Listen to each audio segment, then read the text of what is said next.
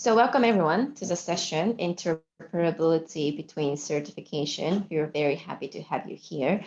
So I'm your host, Kristina, and today we have two distinguished speakers, Nat Sakimura and Jogi Poikola.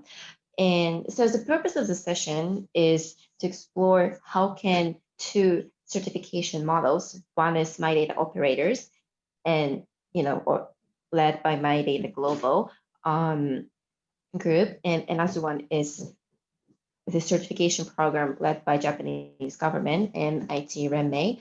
How could they potentially work together or not? What are the differences and what are similarities? And I think one of the greatest developments in MyData Global this year was the spin-off the MyData Operators Working Group and its achievements of having certified over 30 operators, I think.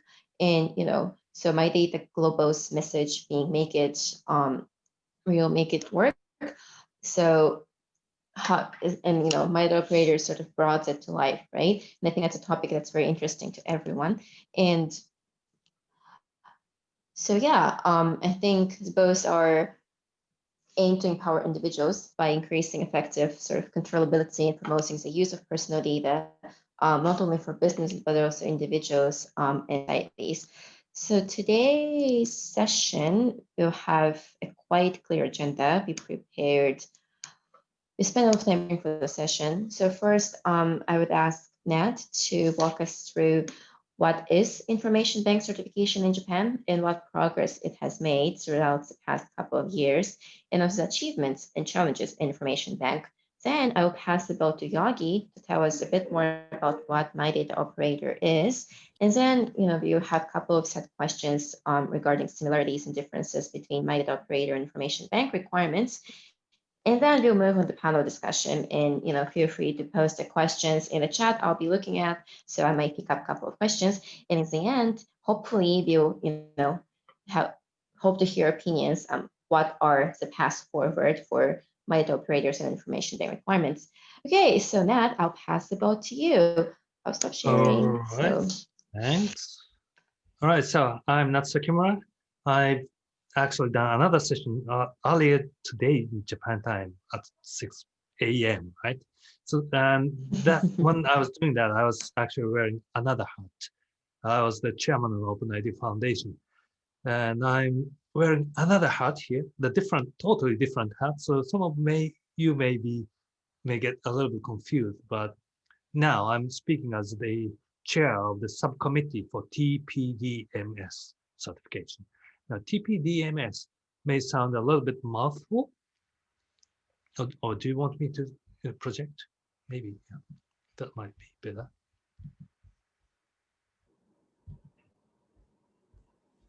Okay, Tpdms may be a little bit mouthful, but it stands for Trusted Personal Data Management Service. In the eIDAS context, some of you may be very familiar with the concept of trusted service. And this is something similar to it, only that it is actually talking about personal data management as an intermediary, trusted intermediary. So without further ado, let's get on to that.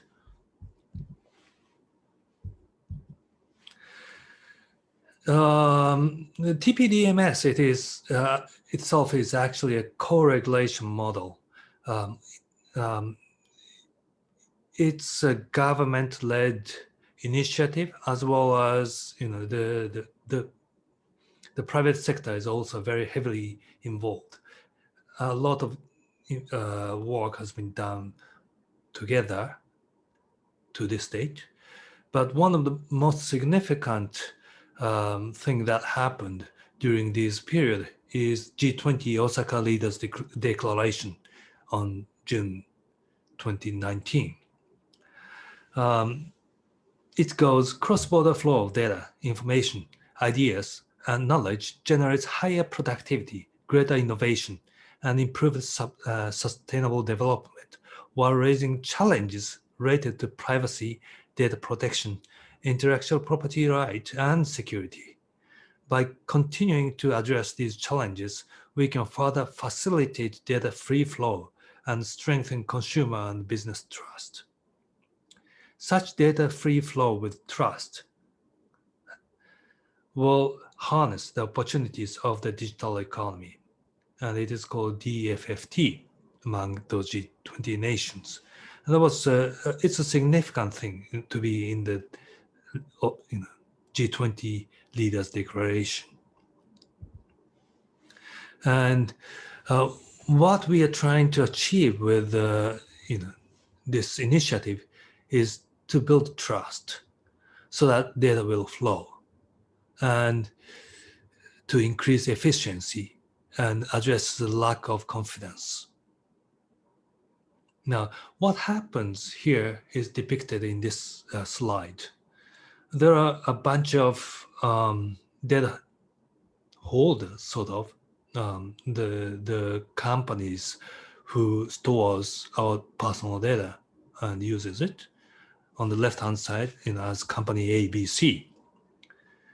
And there are people who's going to be using those data on the right-hand side, company XYZ.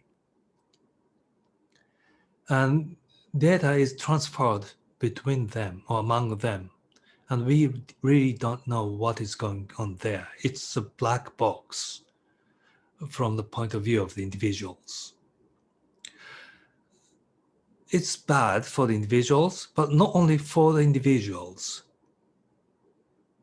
For the company on the left-hand side, the data providers, I mean, most of them are not meaning to harm individuals, right? So they want to have the data that they are handing over to be processed fairly. But in this kind of black box situation, they just can't know if receivers are good or not. And then from the receiver point of view, there's very little that they can have confidence that the data has been given lawfully. Now, what we are trying to help here is to build a transparency and accountability measures to improve the black box situation, so that black box in the previous slide now is to be changed with a transparent, accountable, and the framework that individual can participate and control. By doing so, from the point of view of the individual, transparency and control obviously is a good thing, right? And then from the point of view of the data providers, they can now know that the receiver follows good practice. And from the point of view of the data receivers, they can now be confident that they can use the data as it was collected and released legitimately. And the concrete mechanism to achieve that is a new trust service, a trusted personal data management system certification scheme, commonly also known as information bank. This new trust service works as a hub that provides standardized contractual relationships that improves transparency, ensures user participation and control, and greatly reduce the number of contracts. I mean, if there are N data providers and M data receivers, then there's going to be N by M contracts. If there wasn't an entity like that, which acts as a hub, right? And then enforces legal entity KYC to all the participants, ensures that use of data will be ethical, enforces that data recipient follows good practice, that is, the standard for privacy and security, and provides assurance to individuals. And the Tpdms certification scheme ensures that handling of data at personal data trust banks are following standard and ethical and proper oversight of its processing, as well as that of source and destination of data is implemented.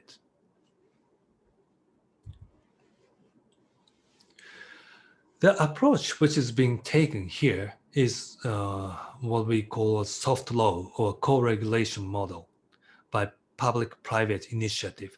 It's driven by multi-stakeholder forum. The IT REME actually is that one, right? And it is actually based on basic act on advancement of utilizing public and private sector data, which was enacted in December 2016. And that aims to promote appropriate utilization of personal data by multi-stakeholder and the participation of individuals. So in this scheme, the individual is put in the center, and it is the framework to serve them. That's the law number one here. And then after that, interim report by Working Group for Data Utilization in AI, IoT era was published in February 2017.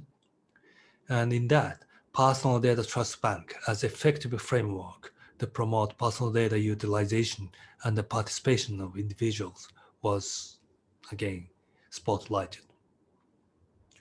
And in July 2017, interim report from Information and Communications Council and Ministry of Internal Affairs and Communication came out. And it was proposing to have a voluntary certification scheme by private body to socially acknowledge qualified personal data trust banks. And with that, ITRM stood up and came out with the, sorry, I skipped one thing. And then with that, the MIC and METI, Ministry of Economy and Trade in Industry, actually came up with a guideline on certification of personal data. And again, its main theme is individuals' controllability and trust. And then on the private sector side or multi-stakeholder side, IT REME has been creating policy recommendation for Tpdms certification based on policy recommendation, the Data Ethics Board, privacy notice as binding standard contract, and others as a requirement for operators, and created guidebook, so something called guidebook version 1.0 for Tpdms certification application, which was published in December 2018. It is based on the guideline and starting Tpdms, it started Tpdms certification program for safe and secure services and operators. This slide depicts how multi-stakeholder governance for Tpdms certification is organized. And audit and advisory committee, which is here, just down here, oversees that all the operation is actually done fairly and impartially. And committee for Tpdms promotion has a subcommittee for Tpdms certification, which creates the certification criteria. And then, by the way, I'm the chair of this subcommittee. And then there's a certification board, which is consisting of legal expert, consumer protection experts, industry and government, privacy experts, and so on and so forth. It's a truly multi-stakeholder forum, and they decide whether the certification should be awarded. And when the certification actually was awarded, the mark is going to be provided to those services, so that personal data trust bank can show that they truly are safe and secure, and the operation is actually based on international standards for privacy protection and information security, such as ISO IEC 29100 and 27001, which is commonly known as ISMS, right? And this slide goes into more detail about what is involved in the certification criteria. And well, so we have three pillars, basically. The number one is certification criteria, and it talks about what kind of management system they have to have, what kind of information security measures they have to have, and they have to provide individuals easy to understand specification, how data are collected and how they are going to be processed. And individuals' controllability, such as user interface, is also examined. And then they have to have data ethics board organized by multi-stakeholders to make sure that whatever they are doing is ethically acceptable. And also, these Tpdms actually carries a liability for damages against individuals. So that's the certification criteria. And they also have to follow the model terms and contracts, which is defined between individuals and the trust bank, and personal data trust bank, data source and personal data trust bank, and data recipient and personal data trust bank. And then the third pillar is the governance. And this one is overseeing the eligibility of certification body, which is ourselves, IT Renmei. And method of examination is, whether they are appropriate, and measures for breach of certification criteria, which means that when the certified body actually breaches the criteria, what shall happen, and contractual agreement with certified personal data trust bank and governance system of the certification body. So these three pillars are strictly observed. And this is just an example on about the participation of individuals' controllability. And controllability, such as traceability, means that viewing history of provision to third parties, the individuals needs to be able to see it all the time, and they should be able to suspend the third party provision.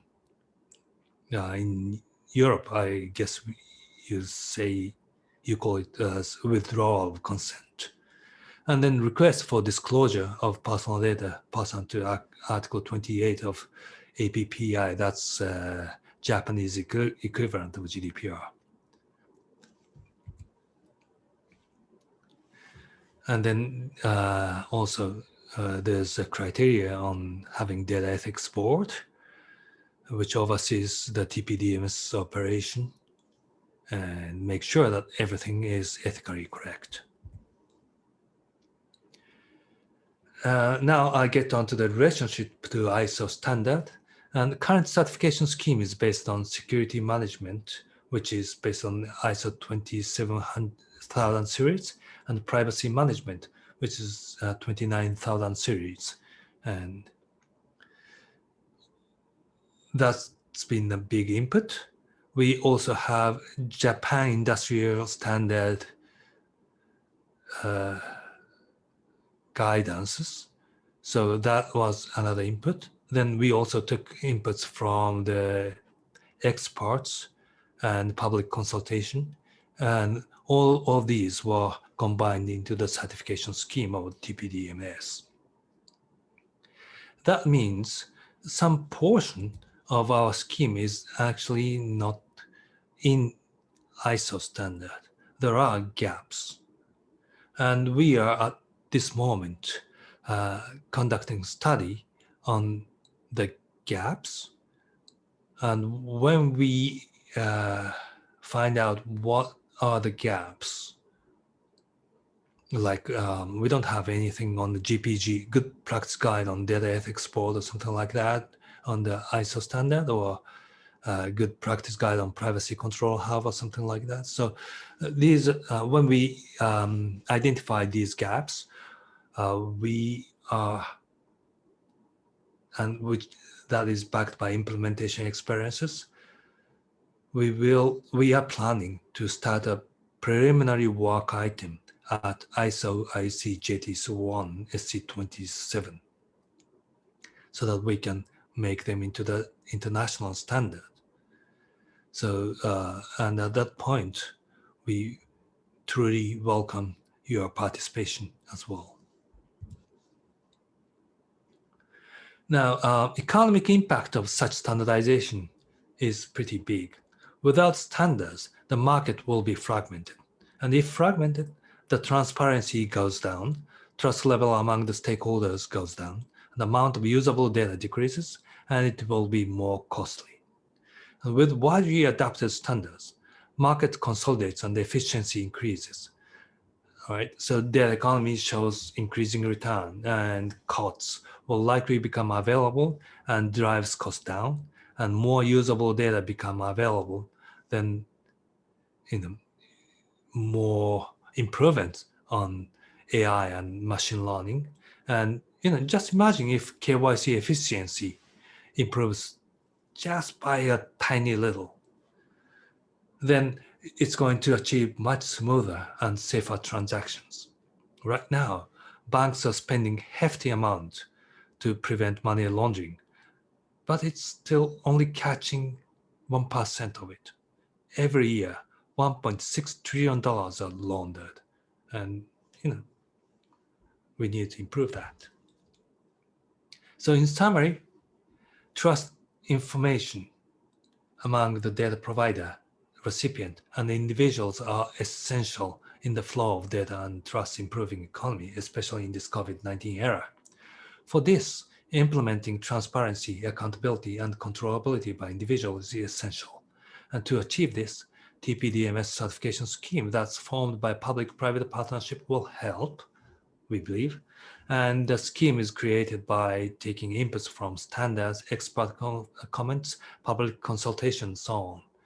And that means there's a gap between our certification scheme and international standard, and we want to align. So we are identifying the gaps and we are bringing them to the International Standardization Forum. And we believe that international standardization is essential in cross-border transaction. And once built, it's expected to improve the economy substantially. So that's it. Thank you very much. Thank you very much, Nab. Just very quickly, if you could highlight one achievement sort of that you have seen, maybe regarding the improvement of the economy, and one sort of challenge, I mean, I understand you're still in the process of identifying the gaps, but if there's one emerging big challenge, like if you could share that with us. All right. So one of the biggest challenge is to hitting the balance between the business needs and the privacy protection and individual safety, right? And Japan is such a society that if something bad happens, you can never recover.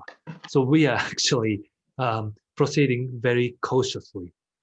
We are very much towards pro-privacy right now. And also the certification itself, it is a very rigorous process, and it's actually taking 3 to 6 months for a company to get through the certification.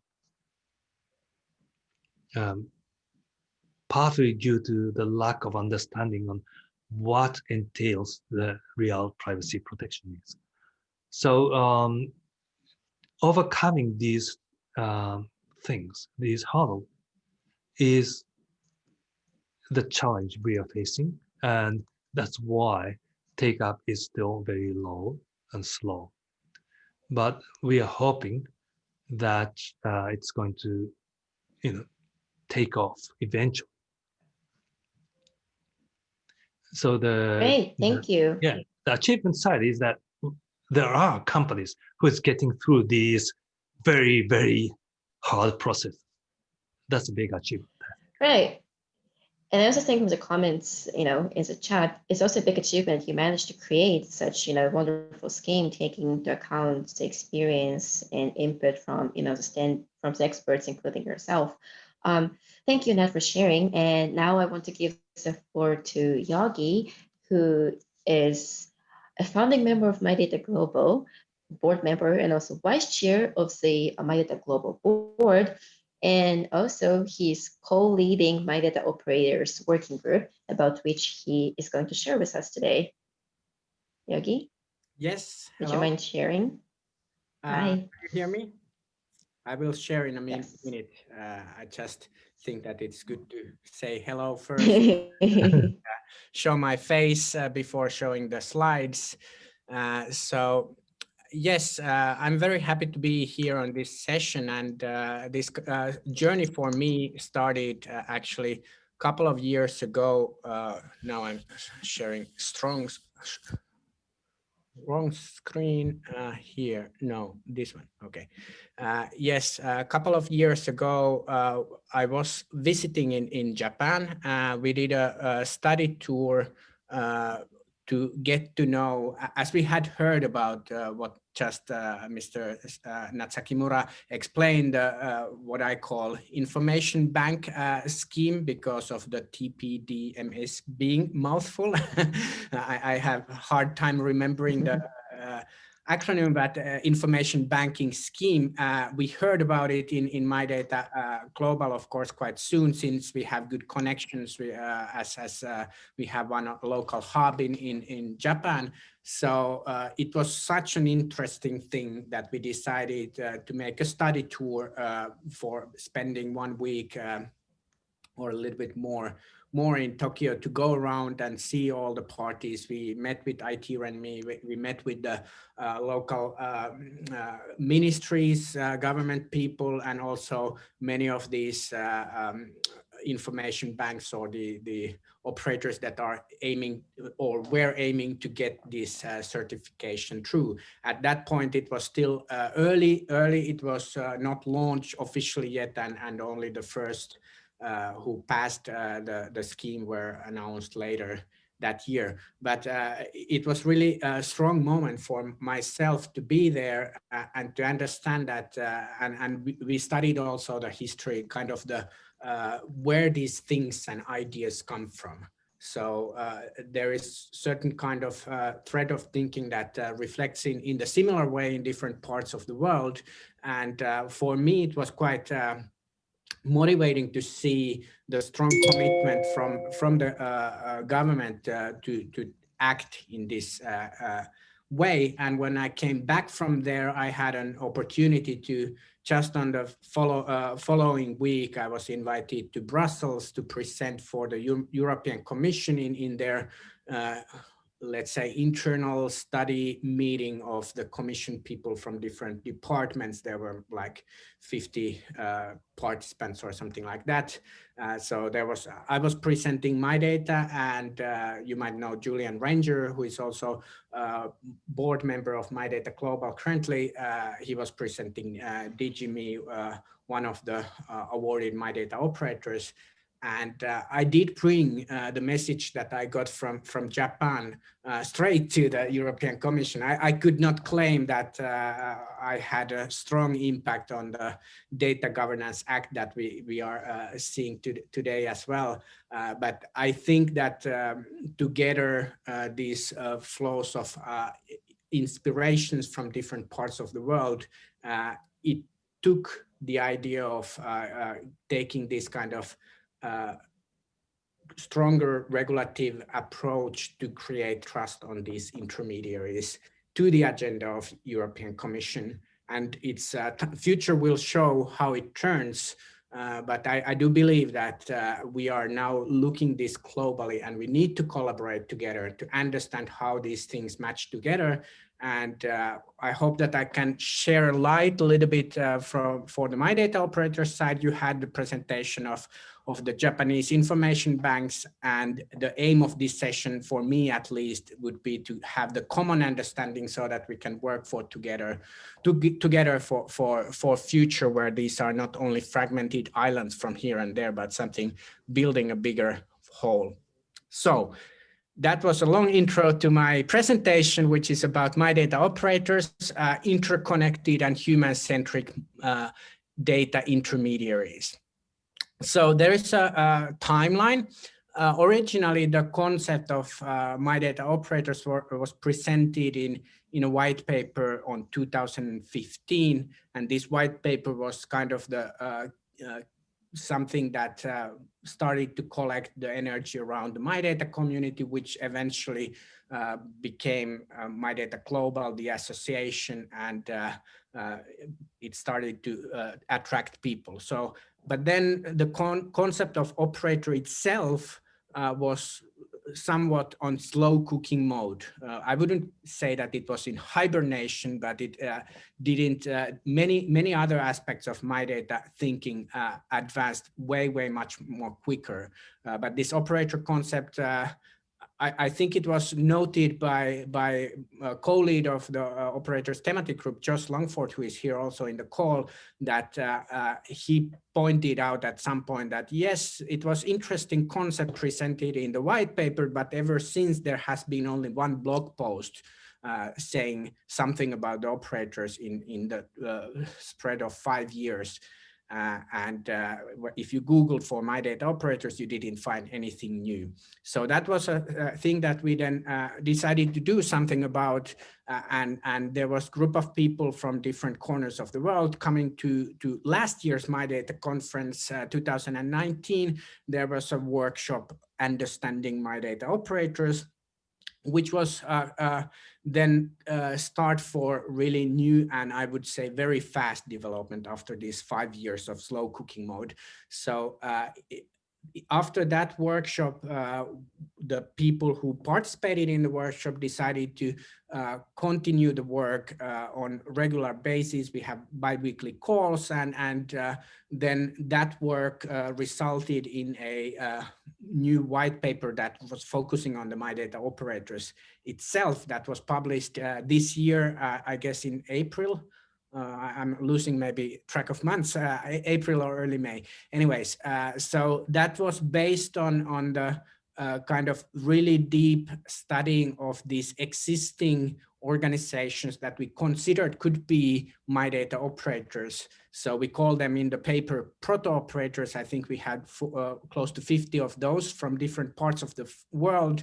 And we studied what they are actually doing. So this was very much bottom up from the practitioners to understand, and then mixing this actual reality of these companies to the ideas and principles of MyData. So kind of seeing how the reality is approaching the vision and what parts of the vision needs to be secured so that the reality doesn't divert to other directions. So that's kind of the idea of the white paper, and big contribution of that paper is the technical MyData Operators reference model that enlists 9 areas which the operators are actually doing. So there is identity management, there is permission management, data storage, governance, support, etc.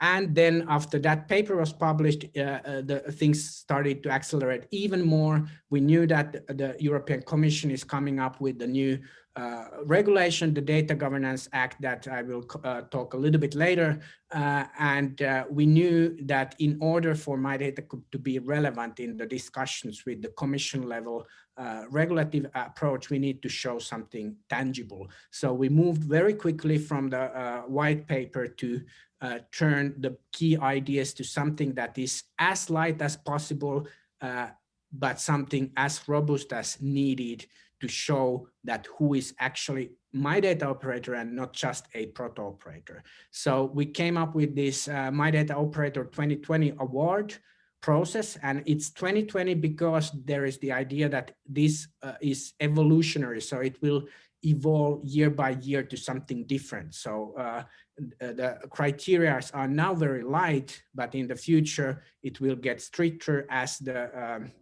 field matures. So now after we had 3 rounds of applications, and we had 1 Japanese participant, Paspit, also in the as one of the awardees, and we have now 27 operators from 15 countries, and that's quite I would say it a success in that way, because it's so wide, and we have really from different countries, not only from Europe. So here are the operators. Many of these you can see in the conference. They are active participants and partners, and developing this field further. So just a little bit of context. So this idea of trusted data intermediaries is not new at all.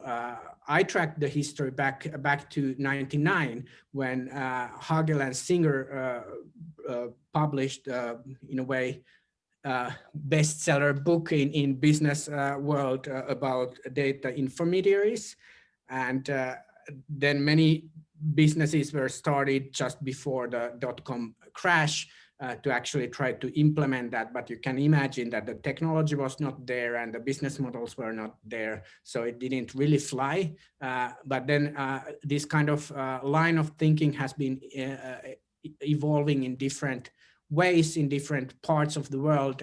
So here is the MyData Operators White Paper 2015, and here is the Information Bank's paper or the announcement from the Japanese Ministry 2018, and then this year the Data Sharing Service Providers. This is the name that the EU Data Governance Act calls this. So these are the parts that we are tackling today, but they are part of the longer history of thinking.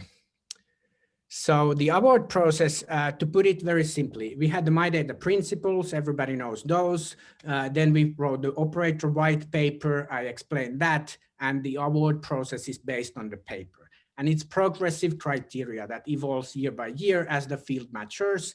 And it's based on the practice. It's a live operator community. So it's not just that you get the stamp and you run away and say that, yay, we are MyData operator, or maybe somebody do that, but we have actually most of the 27 operators, they are actually in connection between each others, to sharing the knowledge, understanding where is this thing going, developing the technologies and governance together, sharing and learning and accelerating. So it's the live operator community, and that's kind of important to understand, that we are not kind of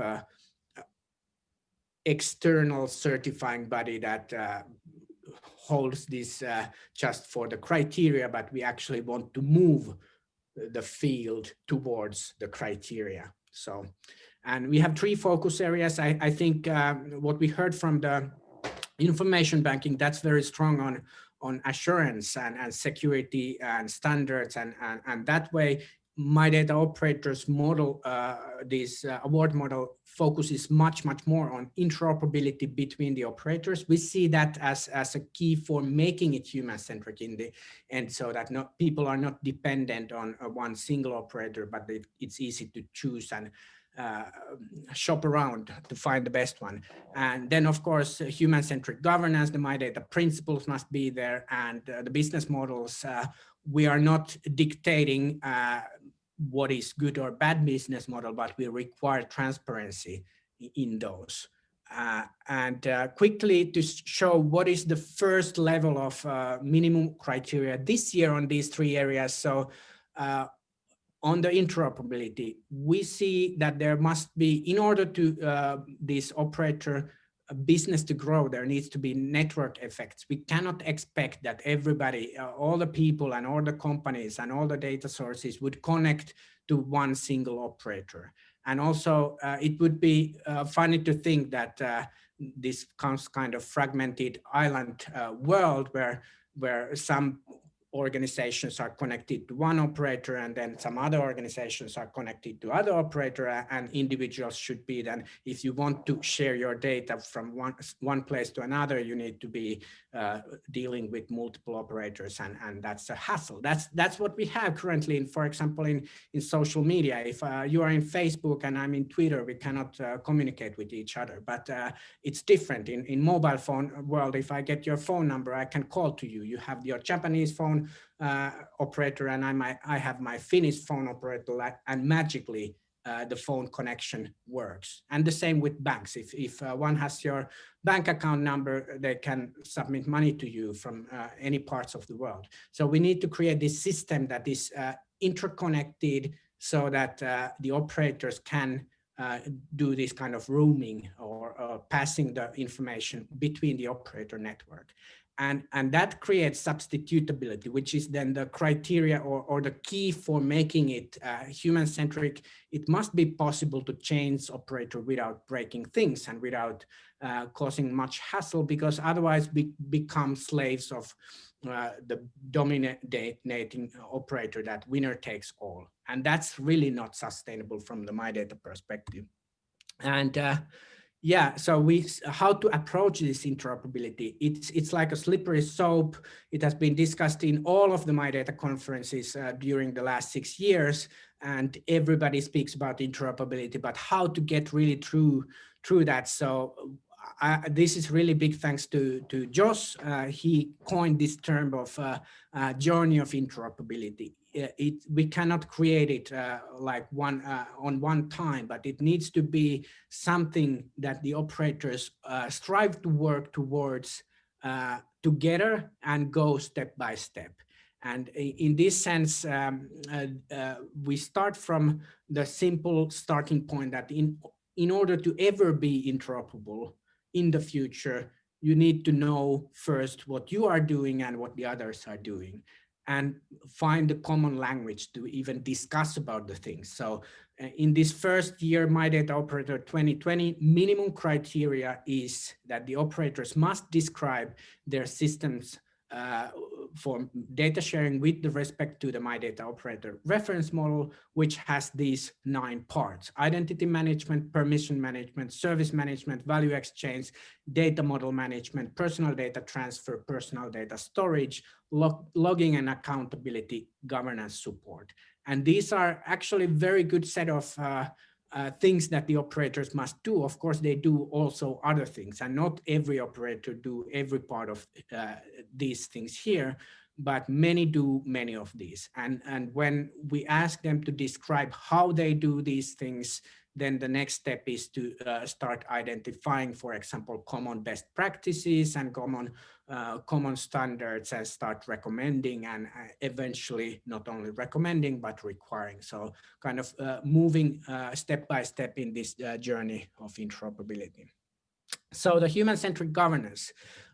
So the governance is tiered. So we have different levels, like the EU Data Governance Act that is coming out. That will be the government level legislation. Then there can be something like the ecosystem governance, when there are certain organizations coming together and creating common rules on how to pass the data and in human-centric way. And then the individual operators have responsibility towards the individual to make sure that everything is correct. As so far, we haven't got very deep in this governance, but the starting point is really that for the balanced and fair relationship between people and organizations, we do that doesn't emerge automatically in personal data ecosystems. MyData doesn't become the norm as kind of from outer space. There needs to be some explicit methods for human-centric governance to guarantee that MyData principles are followed. And before coming in any explicit methods, we require this year in MyData Operator 2020 alignment with MyData principles, so that all the operators are required to be MyData organizational members, and also that they have signed the MyData declaration. So this is, again, it's light touch. It's the first step. It's 2020. 2021, it's something else. 2022, something else. And eventually there will be the clear guidelines that are binding. And transparent business models. So the minimum required in terms of business models for MyData Operator is to show that they follow two criteria of transparency and putting the person to the primary as the place of primary beneficiary. And on these 2020 minimum requirements, we ask the business or the operators that they describe their position in the ecosystem, and they describe how they ensure that the person is primary beneficiary in their services. So it's self-description. We ask them describe. We don't judge at the moment in any external criteria. We start from description. 2021 is something different. 2022 is something different, going step by step. So the roadmap for the future is that on longer term, we evolve the operator criteria from this self-description to certification, something similar that is in Japan, so that it's binding and it's looking for certain other standards to follow, etc. And it's really important. We continue traveling together, the journey towards the real life interoperability between the operators. I think that's the strong point from this MyData Operators world that I think it would be really valuable approach also for Japanese. And then 2021, we continue refining the reference model. We are not changing the 9 modules, but we are saying much more in detail what they contain, because now we have the data from the 27 first applicants this year, so we can start developing bottom-up process for recognizing standards that can be recommended. First recommended, and then eventually when we get to the certification phase, then we will be requiring certain standards. And we also will develop first version of meaningful segmentation of operators, since we found out that there is wide variety of maturity differences, and also types of operators are very different. So please go, you can download the MyData papers, white papers in mydata.org/papers, and I guess it's time to pass the ball to someone else to do the comparison between MyData Operator and information bank requirements. If you wish, I can keep on showing here, or then or someone else can take the control. Yeah, let me share the screen for the similarities. So we did some prior analysis on similarities and differences between MyData Operator and information bank requirements that I would want to, keep asking questions to Nat and Jogi to keep elaborating. Yeah, so I think, wait, how do I? Okay, found it. So yes, I think this is the initial comparison chart we created, comparing operators in Tpdms based on origin, eligibility for application, review method, minimum requirements for application, and the importance of other requirements. Could I ask Nat and Jogi to maybe pick 1 or 2 out of this graph that you want to pick up and comment?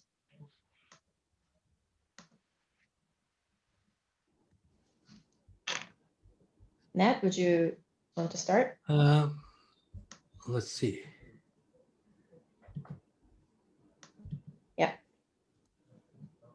I guess this slide is actually a little bit old.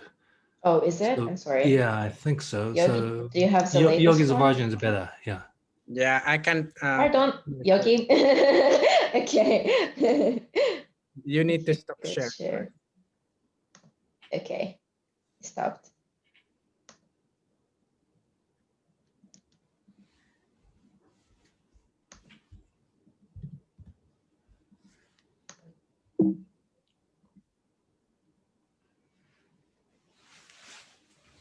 So maybe, yeah, let's start with the design background, sort of, the origin parts that we have.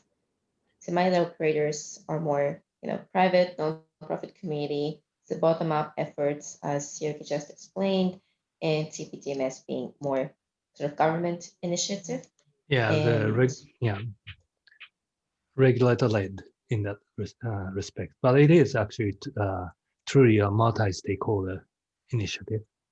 So private sector is heavily involved. Civil society is also heavily involved. So it's not an imposition. It's somewhere between the completely private thing and the government imposition. It's something we call as co-regulation. Yeah, maybe I could ask there from you, Nat, that who is actually in what? How have you organized the development of the certification scheme? So you are chairing the committee, but who are the members? So are these applicants or potential information banks represented, or who is represented in the development work? Is the government still participating, or how is it organized? So so this is the certification scheme itself, or certification criteria, is really based on the government guidance, right? And we are in very close communication with them, as well as we have lawyers, we have consumer experts, we have the industry representatives, we have technology experts, and so on and so forth. So it's really, wide range of people in the committee. Okay, are these industry representatives of these information banks? Or That's right. That's right. I'm the information banks, as well as those people who would be interested in using information banks service. Okay. Yeah, so I'm asking this because maybe the one thing to note from the origins of this MyData Operator Award is really that it was born also in the context of that we knew that the EU Data Governance Act is coming up. So on one hand, as I explained, we want MyData to be relevant in the discussions on shaping that regulation. And showing that we have here actually real community of businesses that are or organizations that are building this, what they are going to regulate. That's a kind of important part. But on the other hand, we also didn't want to make the job of the regulation. So we know that there will be external regulation setting the binding guidelines, and that's allowed us to take kind of the hands dirty approach to how to make this function well, and the big highlight on interoperability is coming from those roots. So I think that's an origin story to remember. If it hadn't been in these 5 years of slow cooking mode, if we had started earlier, we would probably have done something different, since there wouldn't have been this EU regulation kind of co-evolving at the same time.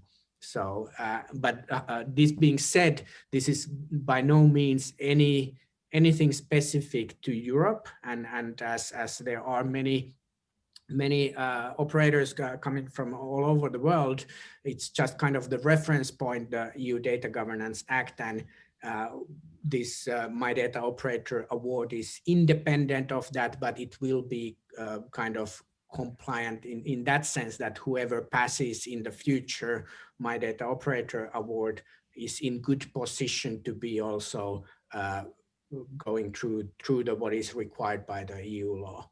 And that's, we will of course observe other jurisdictions and other regulations. So maybe my question here is that, is there any thought of possibly taking this as a level of law in Japan also? You mean the requiring it Yeah. for anybody who's doing something similar? Yes. Not at the moment. The tendency in Japan is that the government let the private sector self-regulate first. And if it doesn't work, then they will impose a regulation. But we are not yet at the stage that government decide that the private sector actually sucks, right? Yeah. I think that's also not So maybe maybe, thinking from Europe. I just for you to know also, Kristina, that I will cover the part that we couldn't have, unfortunately, on this session, the representative from European Commission. So I will try to do my best to cover also what the Data Governance Act is doing, and it is not very strict law. I think it boards the boundaries quite nicely, but it's not hugely demanding. So I think that at the moment, it would be more demanding to pass the Japanese Information Bank certificate than it would be to pass the upcoming EU regulation requirements. However, it is binding. It's kind of light, but mandatory. That was the approach that they chose. Mm-hmm. okay, so I think before we go into say a bit more details on the EU Data Governance Act, maybe for the sake of the purpose of this panel, there's actually one company that got both certifications for MyData Operator and the Information Bank. Maybe we could quickly show the insights from. I think we can skip this one. I will cover those. Yeah, we can skip this one. Yeah. But this is the data sign aspect. So are you going to explain this? I think, oh yeah, just to highlight that they were quite highly ranked in MyData Operator review, both for governance support and data ethics board. And also they did receive the Tpdms. If you have any comments, Nat, on Tpdms side, I think there was a first one, right? Yeah, the full certificate, the first full certification. They were actually they done very well, I have to say. Good. So on the next slide, I think you have a bit of initial insights. I can maybe comment this. So yeah, please. It would be wonderful to have the Jogi Ota here to explain himself these points, but just to make it sure that the numbers on top of this, what we asked on these different 9 areas, these are question was that how important you consider this particular area being in your service offering. So it's self-description, and it's nothing like grading that 5 is better than 3. It's like just asking that we are focusing. So it's obvious that here they are focusing on governance support and logging and accountability, permission management, service management, and value exchange, and personal data storage as most, since they graded it high as 5. And in comparison with others, so we did, of course, the analysis of all the 27 operators, and maybe that's kind of to be looking here. So there were not so many that were grading super high these logging and accountability and governance support areas. There were, of course, others as well, but I think the Tpdms certification that requires data ethics board, that was, as explained here, in a way, the asset that made PASPIT or DataSign to claim that data governance and governance support is important in their offering. And I think that model of data ethics board, I personally would love to know it much more better, how it works. And there is the idea of even certifying it, standardizing it. So I think that's a future collaboration area, definitely. Yeah, definitely. Yeah.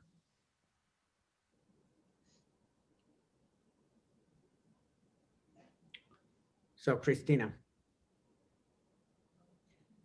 Yeah, I think in the bottom part, the CEO of DataSign, Ota-san, is raising sort of a question on what would be the relationship between MyData operators and TPDMS. Would say be complementary. Whether actually the interoperability is needed or only coordination is needed. So I think it would be interesting to hear your opinion, Yogi, and that. How do you see, there's a spectrum of collaboration of these two initiatives, whether it should go as far as interoperability. One certification is sort of if you receive TPDMS, it transfers into MyData Operator, for example, or sort of, like coordination is sufficient. All right, so like Yogi explained, I think MyData Operator is going to be, or Operator Award will be growing towards MyData Operator certification. And because our aim is quite similar, I believe that, with close coordination, we will land on the almost compatible place as far as the governance is concerned. When it comes to data interoperability, that's hard. I can maybe take from there. Yeah. So interoperability is hard, and it gets always harder if we take it to many areas. So we have been pondering even to use the interconnectivity as a terminology that's known for those who have, for example, know about telecom regulation. So there is certain requirements that the telecom operators can interconnect to create a network. And that's a different level of interoperability than going to the actual level of data. That's a kind of interoperability between the operators.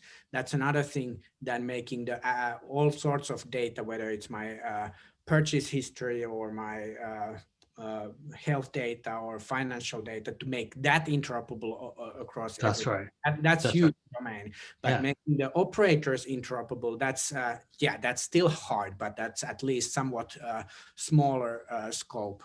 Yeah, governance and operation kind of interoperability that could probably be achieved. When it comes to data interoperability, we probably have to approach industry by industry. For example, banking or healthcare or something like that. And one of the things which we find is open banking initiatives around the world, and they are creating data schema to start truly interoperate. So that kind of thing can be done, but as both MyData Operator and the Tpdms information bank is not industry specific, achieving full data interoperability in this level should be hard. Yeah, I would pick from this slide another that was marked as protection versus utilization. I might phrase it slightly differently. I see that TPDMS is very strong on assurance and assurance of privacy and security. Right. By binding regulation, relying on ISO standards, etc. I think that what MyData Operators is very strong is the interoperability. Maybe interoperability leads to utilization and assurance leads to protection.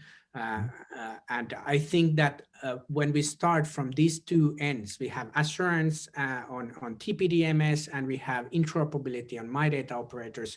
I think the MyData Operators need to grow to get stronger on assurance. And equally, I think the vice versa happens, that TPDMS must grow strong in interoperability. Indeed. And that's kind of, if we can come so that we create something that is both interoperable and has strong assurance, that's the future that I would like to see. Yeah, we're kind of complementary each other. Yeah. So MyData Operators are strong on governance interoperability. I think Yeah, interoperability, the journey of interoperability, the focus there, and it's kind of embedded in the DNA of MyData Operator Awards, that we envision the future where the operators create a network that is interconnected, whereas Tpdms envision the world, the future where the operators or information banks are trustworthy, there is strong assurance.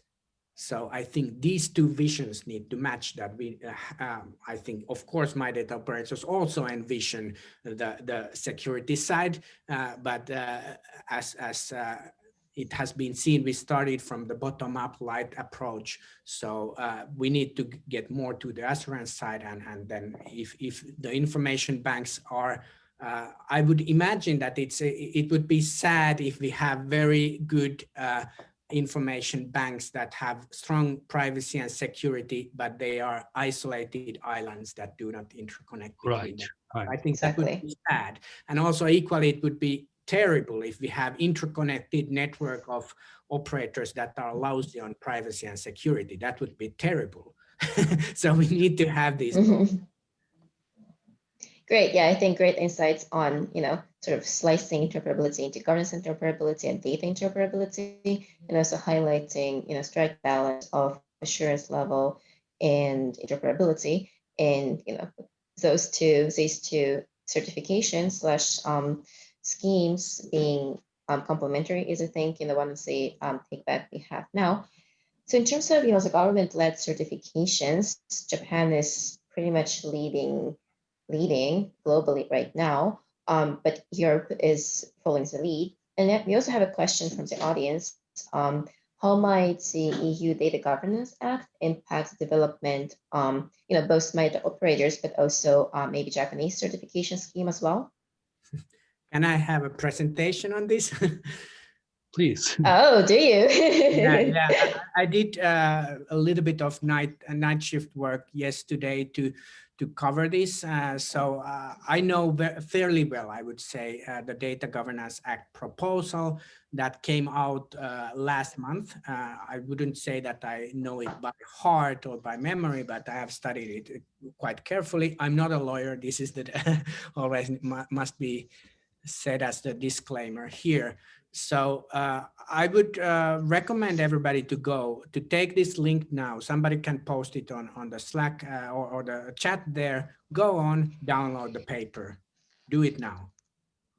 Counting, really. So it's a regulatory text, 30, 40 pages, which is boring. But in my idea here is to give you facilitate, make it a lower barrier to go and read it, because you don't need to read it from cover to cover. You can pick certain parts and you can actually get quite quickly what is the essentially in this proposed regulation. So it's this is based on the EU data strategy that came out earlier this year, which will guideline where EU is going in the future in many areas related to data. That also highlighted or mentioned MyData Global as by name. So that's quite a successful lobbying story, if you say so, for MyData to be included in the EU data strategy. And this is the first piece of regulation coming out based on the new data strategy. So it's fairly quickly from last spring, 6-7 months later, they got the regulation proposal out. But this is proposal, so it's not final law. It will take approximately 1 year. You never know, it can be slower or faster, but for the European Parliament and the member state representatives to go through. So we have this triangle model in Europe. So the Commission is giving the proposals, and then the Parliament is going through it, and the Council of Member States. So 3 parties need to kind of go through it, and then it will be final law. I would call this provocatively as the GDPR for the data intermediaries. So by that I mean that it will be mandatory for all who will be offering data sharing services in Europe, independently whether that company is from Europe or not. But if you are going to offer services like information banking or data sharing or MyData Operator type of services in Europe, you must apply this regulation. Then you fall into the scope. It does contain also other topics like reuse of data and data altruism, but I'm not going in detail to those. So next I will pick a couple of articles that you can browse when now you download it. Did somebody already post the link to the chat? I don't see it yet. So go and download. Yes, I did. Great. So you can open the PDF document and go to the article. So I will kind of guide you to the right parts of the regulation. So Article 9 is providers of data sharing services. That's how the regulation calls MyData operators or information banks. And it's important to notice that these data sharing services are not only for personal data. So this regulation applies also data sharing services that are for industry data or non-personal data.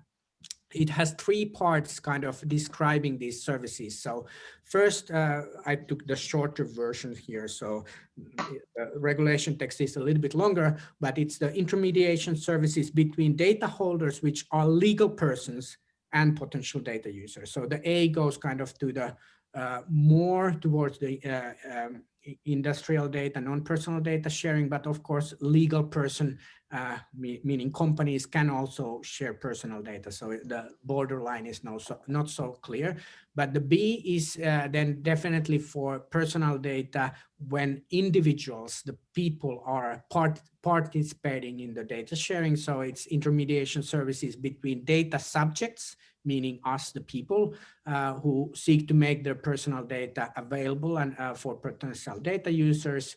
And there it references directly to the GDPR and the different rights, the data rights that the individuals have. And these intermediation services can facilitate the execution of those rights, like portability or access or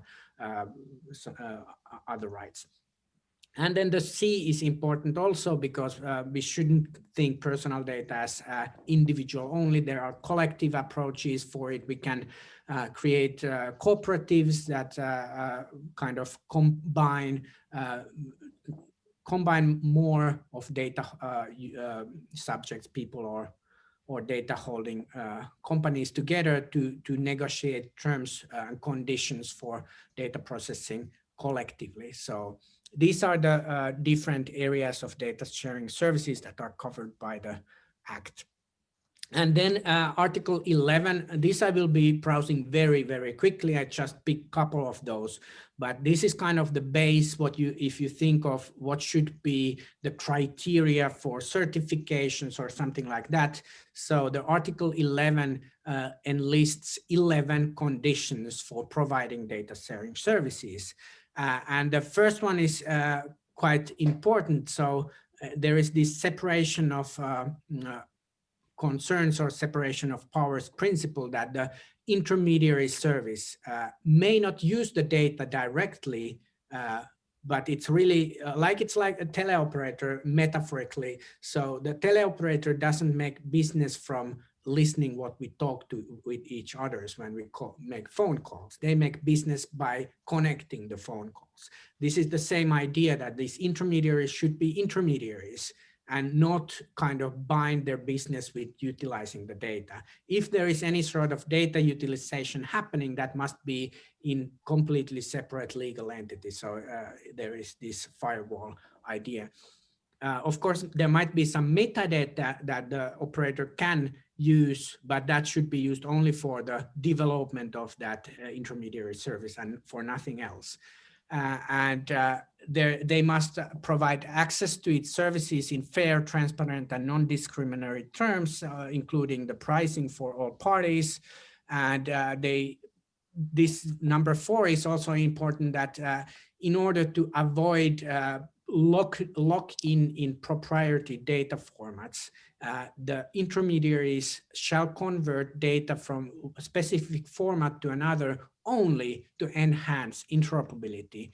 They cannot do so that one operator gets big market share, it starts connecting to many data sources, and it scrambles the data to something that is proprietary format, but very easy to use. And then suddenly all the data using services are dependent on that one intermediary because they package the data in such format that nobody else can use or are allowed to use without licensing. So that's why there is this, but this can be a little bit tricky because we want, of course, the data level interoperability also, and that's something that MyData organization commented in our commentary for the leaked version, that we wanted to have this interoperability there, and it came to the final or the proposed version there.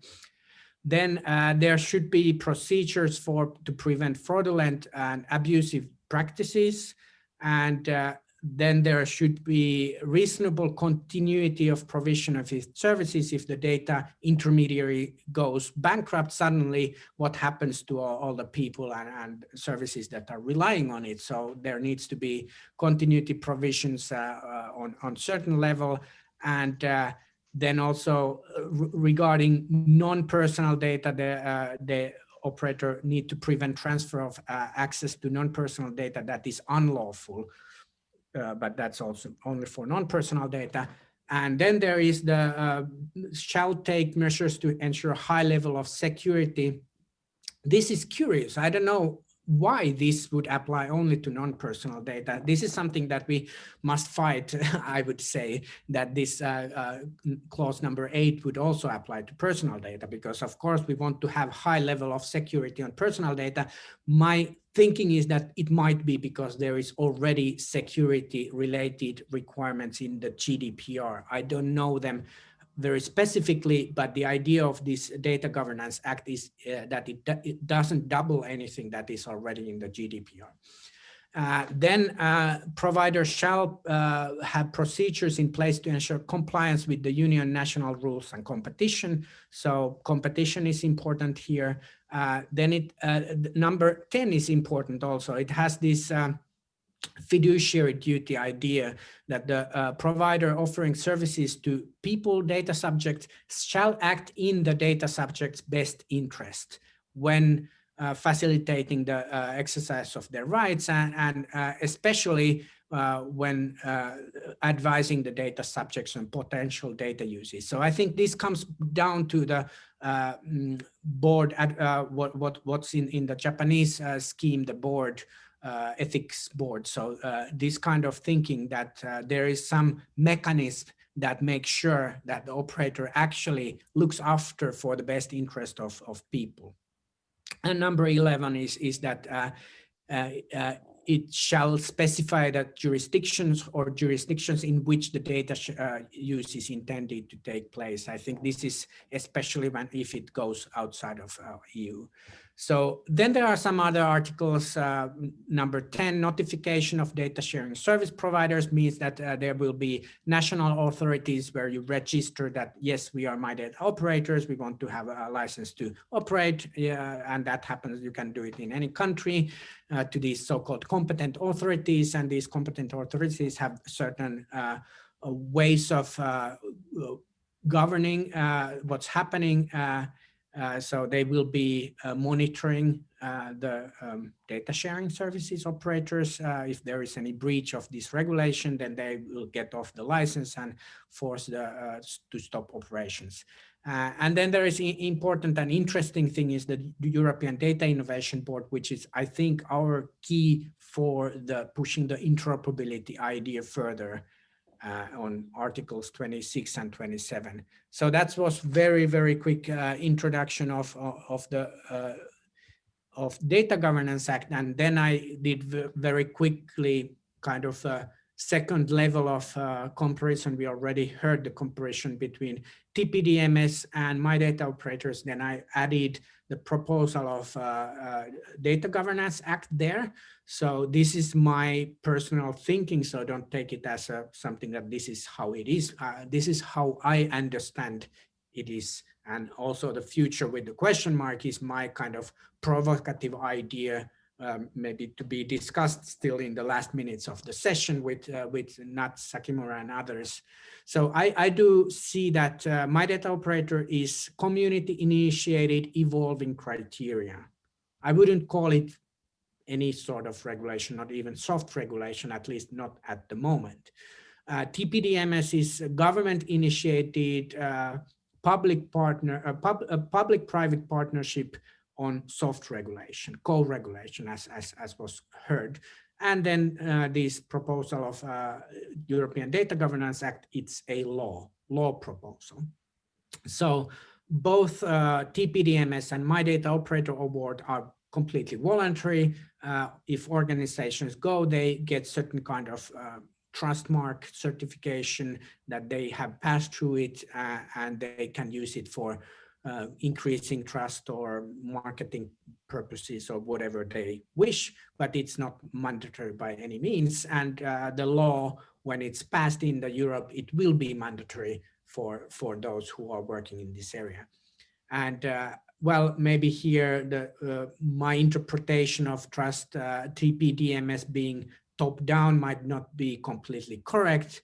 It has this mix of bottom-up, top-down, but MyData Operator is definitely bottom-up. So we have the community of operators, but I have to say that it's not kind of industry self-regulation scheme either, because it has very strong component of MyData Global being there and in a way pushing the MyData principles. So we are very careful that the MyData Operators doesn't create some sort of industry lobbying group that starts rolling to other direction that is not the direction of MyData Global. So it has MyData Global under the MyData Global umbrella or on the MyData Global platform. It's the bottom-up approach from the operators to create interoperability.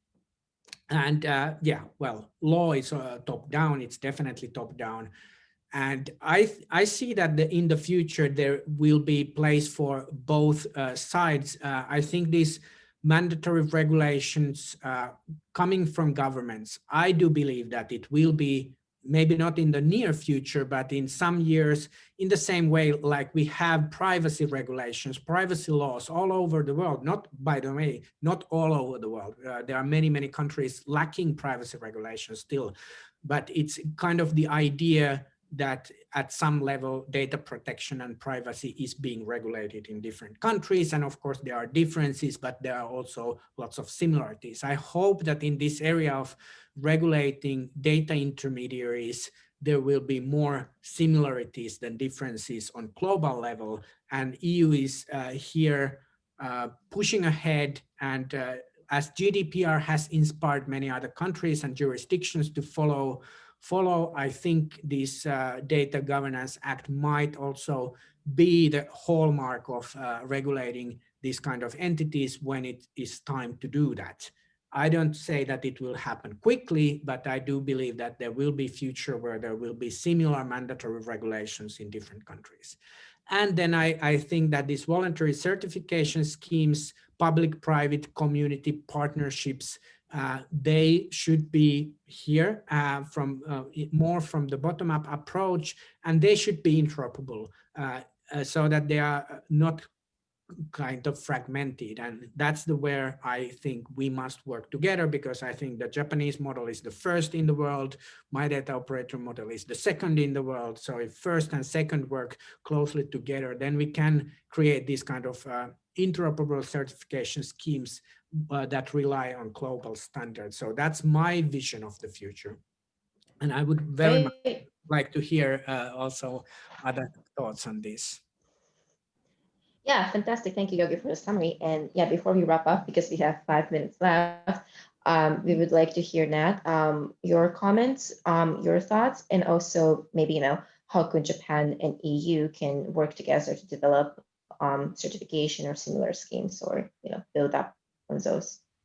All right. So actually, I had one question to Yogi on this coming up regulation. That is that something that's akin to privacy seal to GDPR? And the privacy seal is a certification scheme, right?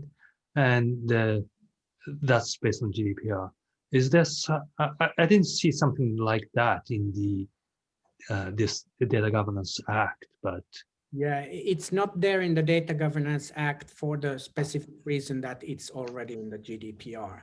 So the Data Governance Act doesn't repeat or duplicate anything that is in the GDPR, but the idea of privacy seals or trust marks that was already introduced in the GDPR, but it hasn't been implemented. And this kind of the dream lives in EU, but it's a hard topic, and I think our approach has been there always that the mark comes when we know to what the mark should be given. So kind of coming from this, understanding the field and having the boundaries and identifying the kind of services and the standards, etc. Then finally, we can come to the point that this is the base. There is somebody that we can give this stamp. So starting from the stamp has been, it's kind of, that's my opinion, that it's intuitively nice thing to compare, that why don't we have these fair trade bananas kind of thing here. But how to get these fair trade or thinking, it has to have lots of things under the hood, and yeah, it takes time. yeah, okay. So, well, I understand that the privacy seal will take care of the privacy part, but then there should be add-on, which is taking care of MyData Operator kind of operation business, right? Yeah, And that's so there needs to be some kind of add-on anyways. And, probably it's getting into that kind of, layered structure as far as the certification is concerned. And that exactly is what is happening for Tpdms certification. So we have something called privacy mark, which is just like privacy seal under GDPR, except that it's been in operation since 1998, right? And so this Tpdms certification is actually built on top of privacy mark and ISMS, and then some addition like data ethics board and binding contracts. So this layered approach would probably be work, and at each component level there's going to be interoperability, hopefully, right? And that will facilitate the operational interoperability.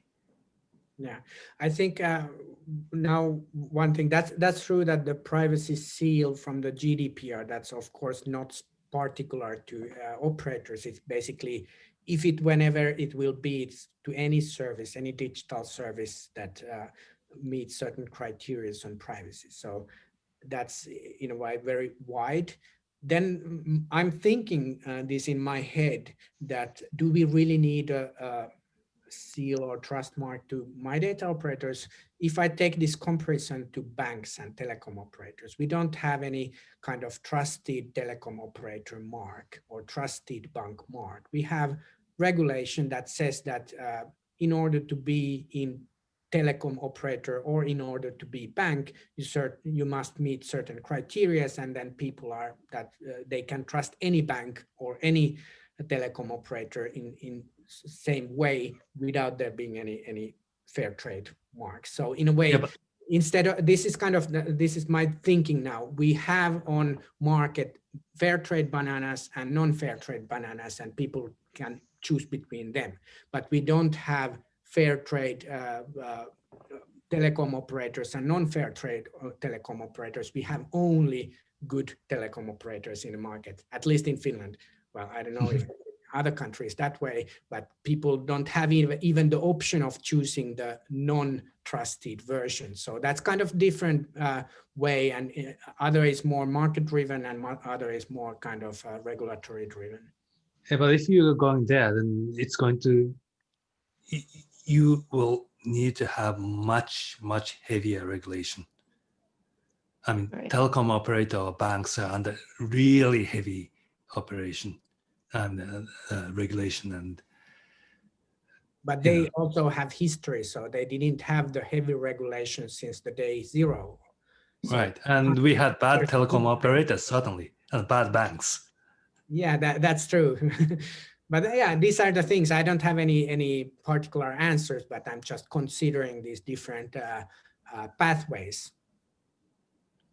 Great, great discussion. I think we're a bit out of time, but there's one question I really want to ask to both of you to close us off. And we did touch on this today, but in terms of roadmaps and next steps and the future developments, I think we agree that MyData operators and the information bank would work together, keep cooperating. So from each of you, what would be sort of one thing you would expect yourself to take action upon or expect community to act upon? What would be the change you want to see, change development you want to see in the coming year? So then maybe I can just start. I think we kind of have agreed to have a regular meeting each other to coordinate closer. Great. And that's a great step forward. Yeah, Agreed. I was coming up with the same. Committed to have these great discussions with Nat and others also outside of the yearly MyData conference. So I think if we meet quarterly to check on how kind of more working type of meetings, that's really the forum and venue to do anything together. And then there we will identify what to do. This is something that I unfortunately cannot commit to do myself, but this is something that I would really hope is that there is huge language barrier to get anything out of what's happening in Japan, and you might know it, but I have faced this problem and I'm trying to kind of explain, I'm trying to raise the awareness in European Commission that, hey, look, they are doing something in Japan, and they are like, okay, can you link us? Then I have some link that I managed to tease out of you, and it's linked to Japanese page that have Japanese characters, and then people are Yeah, right. So if there is anything, I don't expect you to translate all the documentation what you have, but kind of the key things. I think it could be very beneficial for us to collectively influence what's happening in the European Data Governance Act, to have kind of reference material translated from Japan. I don't know how can I help in that, but I can just hope for it. Yeah, it's always been on our to-do list. We'll get to it. Great. Fantastic. I think the call to action to the participants is, if there's those calls coming up, participate. And I think they would see some announcement in MyData Operators channel probably sometime soon regarding those meetings. And with this, I would like to close this fantastic session. And yes, we've seen a lot of comments in the chat, very active. Unfortunately, I could not have picked up all. But if you can post those in the Insights tab in Kiko chat, I think we can deliver those to the speakers, or the MyData operation team would collate them together later on. Thank you very much, everyone, for participating, and looking forward for the development. And I think we should have the session in next year's MyData as well. Yeah, let's do that. Thanks, everybody.